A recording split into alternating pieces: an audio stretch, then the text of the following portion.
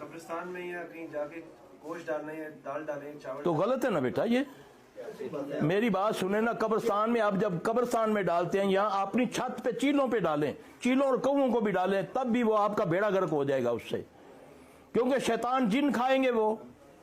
आपका हमसाया भूखा है नहीं, आपके घर के पास है कोई ऐसे भूखे लोग नहीं है ना, तो गोश्त की जरूरत उनको है या उनको चीलों को या जिन्हों, ये तो बत्ता है। चीलों को छत पर गोश्त डाल दो, है नबी सल्लल्लाहु अलैहि वसल्लम ने फरमाया चीलों को मार दो, कौओं को मार दो, है ये हदीस है, छिपकली को मार दो। तुम जो भूखे इंसान मर रहे हैं, एक कुत्ते को पानी पिलाने वाली तोयफा थी वो जन्नत में चली गई। हमसाया तेरा भूखा मर रहा है, पुफी तेरी ने जिंदगी में कभी गोश्त नहीं खाया, तू 2 किलो गोश्त कब्रिस्तान में डालता है। यहाँ दाल कहते हैं बेटा, सुनी सुनाई बात आदमी के झूठे होने के लिए यही काफी है कि वो सुनी सुनाई बात को आगे बयान कर देता है। ठीक है, कहते हैं, कहतों की दलील क्या है? मैं उठ के कह दूं ये मेरा बेटा है, बन जाएगा मेरा बेटा है, मेरा दावा है, ये कैमरा मेरा है, मेरे पास दलील होनी चाहिए। अल्लाह के वलियो, कभी दीन भी सुनी सुनाई बातों को कहा जाता है, दीन नकल बातों को कहा जाता है, नकली बातों को। नकल कहां से होनी चाहिए? कुरान और हदीस से। क्या रसूलुल्लाह सल्लल्लाहु अलैहि वसल्लम के पास आते थे ना लोग, जिन भी आपने निकाले, आपने उनकी मुसीबतों की दुआएं बताई, आपका तरीका क्या था? हैं दालें डालो। पहले दौर में क्या होता था? पहले दौर में लाइटें नहीं होती थी, तो लोग कहते थे दीवे च तेल पा दें, उथे दीवा रख दें। ये उनकी अपनी जरूरतें थी, तो जो तेल बच जाता था वो जाके बाजारों में बेच देते थे। वो पीर शीर जो होते थे, टनों तेल इकट्ठा हो जाता था, है बुक आटे दी पा दमी। ये कहीं नहीं है, ये तोड़ नहीं है। सुना है तोड़, ये वो बताया है मैंने, फजर की नमाज है तोड़।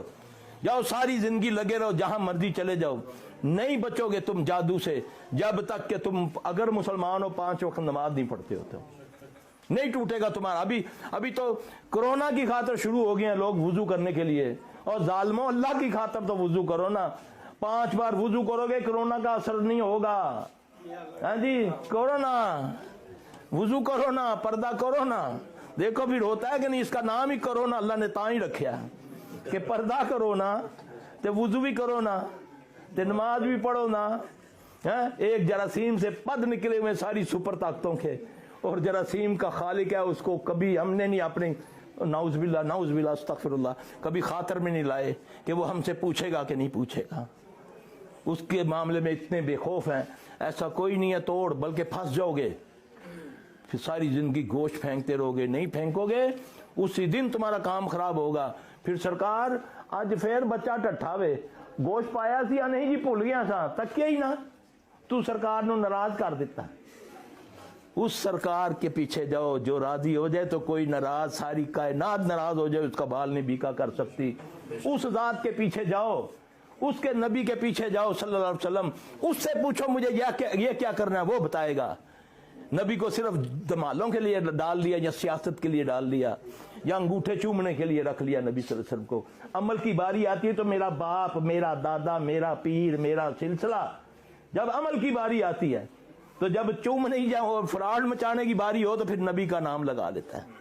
अल्लाह हमें नबी सल्लल्लाहु अलैहि वसल्लम की इत्तबा करने की तौफीक अता फरमाए। सुब्हानकल्लाहुम्मा व बिहम्दिका अशहदु अल्ला इलाहा इल्ला अंता अस्तगफिरुका व अतूबु इलैक। मेरा भाई शिफा तो मेरे अल्लाह के पास है, हम करते हैं इलाज।